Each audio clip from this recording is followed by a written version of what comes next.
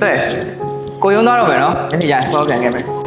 你家少点了喏。 ။ဟောပြန်လာမှာပေါ့။ကိုယ့်မိမလည်းအိမ်မှာတယောက်တည်း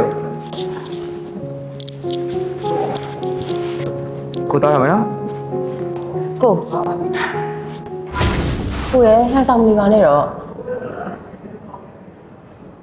ကျမအမျိုးသားနဲ့ကျမလက်ထပ်ထားတာတစ်နှစ်ကျော်ပါပြီအစပိုင်းမှာတော့အဆင်ပြေပြေနဲ့ပျော်နေကြတာပေါ့အိမ်အောင်သက်3လပြည့်ပြီးရဲ့နောက်မှာတော့ကျမယောက်ျားပုံစံနေစပြီးပြောင်းလဲလာခဲ့တယ်ခဏခဏရန်နေလည်းဖြစ်ရတယ်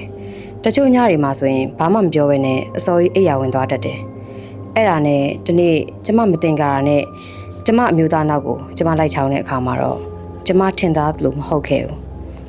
ကုမ္ပဏီကနေအလုပ်ပြုတ်သွားတဲ့ကျမအမျိုးသားကျမစိတ်မပူပန်စေရအောင်လို့မပြောပြဘဲနဲ့အလုပ်ချမ်းတွေလုပ်နေခဲ့တယ်ကိုရဲ့တဲ့တစ်ချက်လေးအောင်မတိုင်မိမဲနဲ့အကုန်လုံးပြင်မဖြည့်ရှင်းနေရမင်းမိပဲနဲ့ကိုရဲ့ ။ကိုတက်ယူထားရဲဆိုတော့ပူပန်မှုတွေမျှဝေခြင်းလို့မဟုတ်လေ။ဆိုတော့ကိုနားမှာပျော်ရွှင်တဲ့စိတ်ချမ်းသာနေခြင်းလို့အပူဝင်မျှခြင်းလို့မဟုတ်တာ နောက်ဆိုရင်ပျောက်တမ်းဖြည့်ရှင်းမဲနဲ့တိုင်မြင်ဖြည့်ရှင်းကြရအောင်နော် ။အမကိုမှားပါရဲ့နော်။တိုင်မင်းနဲ့ပြောရမှာကိုစိတ်တဲ့ခံစားချက်တွေကမှားနေခဲ့တာ။အဲ့ဆိုဒီနေ့ကိုအလုံးသွားတော့အေးရအောင် ဟာ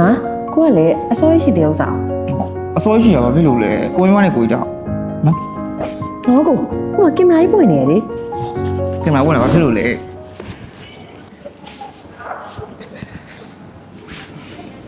တကယ်တော့ကျွန်တော်တို့တွေဟာပြင်ပန်းနဲ့ကြိုးစားပြီးရှာဖို့ပဲယောက်ျားဆိုတော့ဟုတ်တယ်မလားဒါမှလည်းကိုယ့်ဘေးနာဇနီးလေးကိုတော့အတိုင်ဖြစ်နေလေမဟုတ်ဘူးဆိုရင်ထင်လွဲမှုတွေပြဿနာဖြစ်လာနိုင်တယ်ကျွန်တော်ကတော့လမ်းမှန်သိသွားပြီပေါ့ဗျာအကိုတို့လည်းလမ်းမှန်ရောက်ပါသေးနော်